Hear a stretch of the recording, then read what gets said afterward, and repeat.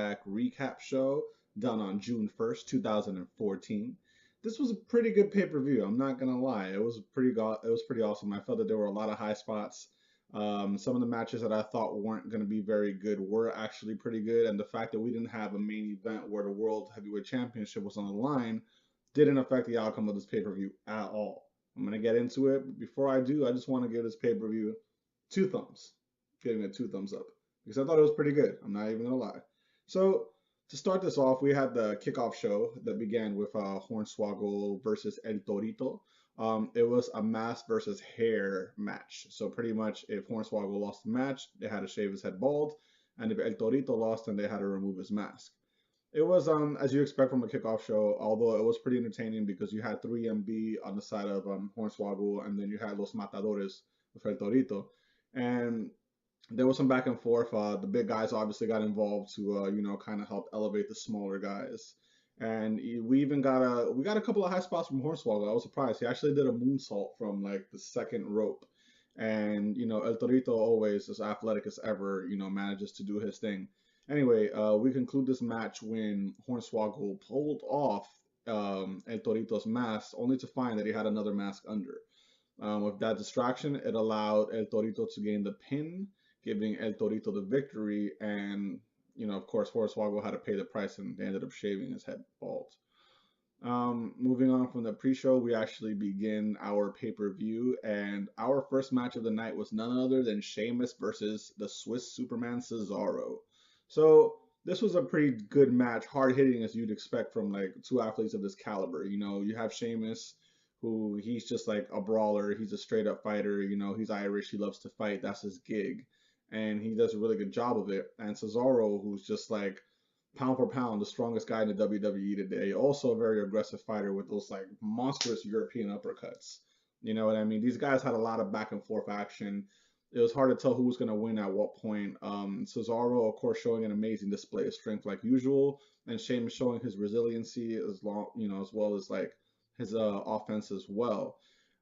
This match actually concluded when Cesaro performed a giant swing on Sheamus, and after that, Sheamus kind of just got him with a small package. I didn't really like the finish because you would think that a match that's for like the U.S. belt would have a stronger finish. I was at least expecting a broad kick. If Cesaro is to lose, have him lose to a move that's gonna actually defeat him. Don't have him lose to like something that happens on a Raw or SmackDown or even like a main event. You know what I mean?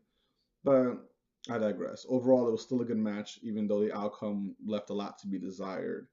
Um, with that said, we had our second match, which was actually a tag team match. We had a backstage segment a little earlier after the first match concluded, with Ryback picking on Cody Rhodes and Goldust. Cody Rhodes and Goldust, of course, not liking that, ended up challenging Ryback. So as this match goes underway, it was pretty much a filler match, but it wasn't a bad one. You had some pretty good action on both ends.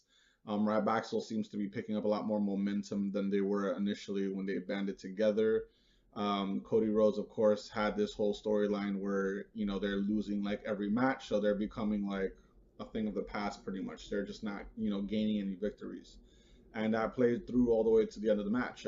Cody Rhodes attempted to catch Ryback twice with the disaster kick, but Ryback actually caught him while he tried doing it and turned it into a shell shock, allowing Ryback to gain the victory. Post match, Cody Rhodes requested a mic, and he tells Goldust, "Hey, pretty much, yo, bro, like, you need a new partner because I'm not doing anything for you." So Goldust is, of course, surprised that his brother would say something like that, and he walked out on him. Is this the end of the Rhodes brothers? Is Goldust going to get a new partner? Will he disappear into obscurity? Will Cody Rhodes disappear? Will they both end up on NXT? Who knows? Only time will tell. Moving on, we had Lana, the ravishing Russian, come out and, of course, cut her little promo. It was really interesting because Lana has pretty good entrance music. You don't often give your managers entrance music unless you're like Paul Heyman caliber, but she actually has her own theme song, and she came out pretty much dissing America, stating that Russia is superior and that her president is essentially a god in comparison. With that said, we had our match between Rusev and Big E. As you can expect, this was a hard-hitting match because you just have these two huge titans just fighting each other. And, although it was a short match, it was still a very physical match. Surprisingly, the victory for this match actually goes to Rusev via the Accolade submission hold. And it looked pretty brutal. At first, it looked like Big E was going to like power out of it. Like his eyes grew bigger and then his muscles were like flexing. It looked like he was going to power out, but he ended up tapping out. The referee, of course, tries to get Rusev off, but he couldn't. Lana had to come in the ring and pretty much say, stop. And, Rusev got off of him, giving Big E the victory, and I mean, not Big E, giving Rusev the victory, and Big E disappearing once more. Our fourth match was supposed to be Kofi versus Bo Dallas. Earlier during the pre-show, Kofi sent out a tweet stating that Stephanie McMahon was being unfair with the whole Daniel Bryan and World Heavyweight Championship situation, and stating that she shouldn't have to hold Brie accountable for what happened. So of course we knew that was going to lead into a match because you don't diss somebody from the authority without paying for it, right? So he's supposed to fight Bo Dallas. After Bo comes out and they get in the ring and get ready to fight, Kane actually comes out, runs in the ring, and just like squashes Kofi, like he decimates him. Bo Dallas ran out of the ring. He cowered away, of course, because he didn't want to suffer Kane's wrath. After that, after Kofi gets squashed pretty much, Bo Dallas actually runs in the ring with a mic and he checks on him, and he's like, "Kofi, are you okay?" And then he tells him, "You know what? You're gonna be fine. You're gonna come back stronger than ever. All you have to do is Bo leave." Of course, getting a negative reaction from the audience as expected. Bo Dallas walks out of the ring, and that was pretty much the end of that. Our fifth match was RVD versus Bad News Barrett. Now, this was actually a really good match. This was for the Intercontinental Championship, and these guys gave it their all, man. Like RVD, I gotta give him props. He's not around often, but he's still like at the top of his game for the best he can be now. I mean, he's been on TV for over 20 years, so if you really think about that, and you think about the fact that he can still go as well as he does go, it's pretty impressive. There was a lot of back and forth action, not too many high spots. It kind of felt like your average like SmackDown or Raw fight, but like really good caliber. There was a spot actually where Bad News Barrett tried to do his bullhammer elbow, and he actually hits the outside pole, injuring himself. He still fought out of it. He shook it off and managed to get RVD with the bullhammer after he missed the 5-star frog splash. So we give that victory to Bad News Barrett. He ends up keeping his belt. RVD is no longer, well, wasn't the champion to begin with, but he's just not the champion at all. Moving on, we have the segment between Daniel Bryan and Stephanie McMahon. So this confrontation had to happen, right? Because Daniel Bryan wasn't defending his belt tonight. So Bryan comes out with accompanied with his wife Brie Bella, and they confront Stephanie. And Stephanie pretty much says, "Hey, so you're gonna do the right thing, right? You're gonna give up your belt because you can't compete anymore." Brie Bella, getting upset, pretty much tells her, "You know what? I refuse to be a helpless victim in this whole situation. You're not in charge of me." And Stephanie says, "Actually, I beg to differ because I'm your boss." So Brie goes, "Oh, really? Well, you can't fire me because I quit." After that, followed by this monstrous slap that was like heard around the world, as the announcers were mentioning. Brie Bella slapped Stephanie McMahon. That is the first time I think we've seen Stephanie McMahon hit in years. Stephanie looked like she was just mortified. She was just ashamed, and she ran out of the ring like a scolded dog. And it was pretty fun to see. It was really amusing. I'm not gonna lie. Just seeing Stephanie get hit, it's obviously not gonna lead to any kind of match because I don't really think Stephanie McMahon is gonna get physical in the ring. But it was still nice to see. That segment pretty much finished. That's all we got to see of Daniel Bryan for the night. Then, which I personally think was the match of the night, even though some of you might disagree, is our sixth match, which was Bray Wyatt versus John Cena in a last man standing match. Now, Bray Wyatt obviously came out to the ring accompanied by the Wyatts, and John Cena had the Usos come out to support him on his corner. This match had every high spot you can possibly think of. They even went as far as having John Cena grab the steps and hurl it outside of the ring, smacking Bray Wyatt in the face. When that happened, I was in disbelief. I was like, damn, I can't believe they really did that. And Bray Wyatt, of course, had a lot of amazing set moves here as well. He he ran like from the steps and did that like body slam that he does and like landed on John Cena, making John Cena cough a lot. I guess he took the wind out of him, and he even broke the barricade with that cross body move that he does on John Cena. There was a lot of high spots.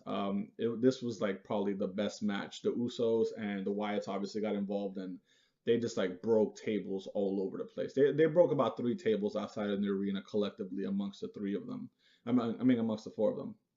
Um, After that, John Cena and Bray Wyatt's fight spill out to the outside to where the fans are, and all the way to the back, I guess, where like sound control or editing or whatever the case may be. I'm not really too sure what that part of the arena is, but they take their match all the way up there, and John Cena attitude adjusts Bray Wyatt into one of those boxes, and then he pushes another one over the box, getting on top of him and getting the 10 count. Bray Wyatt couldn't get out of that. So John Cena wins the trilogy match between those two. I don't necessarily think their rivalry is over, only because, Bray Wyatt outside of the Shield, I mean, not the Shield, Evolution is pretty much their biggest heel at this point. So they have to give him a credible opponent. So they might just continue this until further notice, or at least until Daniel Bryan comes back, because Bray Wyatt's undefeated against Daniel Bryan. So they might want to do something with him eventually.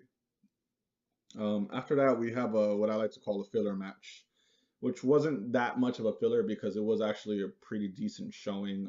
You had Alicia Fox versus Paige for the women's championship.